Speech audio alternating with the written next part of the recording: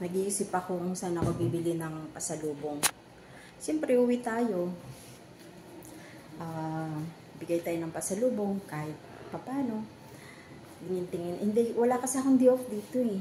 Titingin ako sa mga online shop, sa mga... Kaya lang inisip ko, mahal eh. Tsaka sayang yung, charge.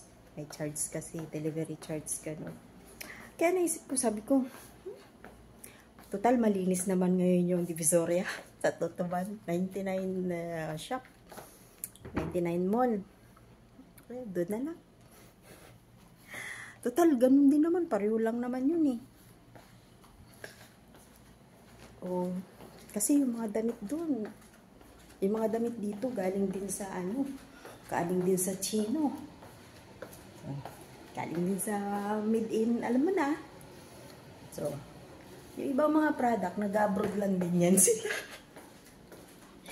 Nag-abroad lang din yan sila. Kaya, ito na lang tayo bibili sa Divisoria, ha? Divisoria na lang. Okay na yun.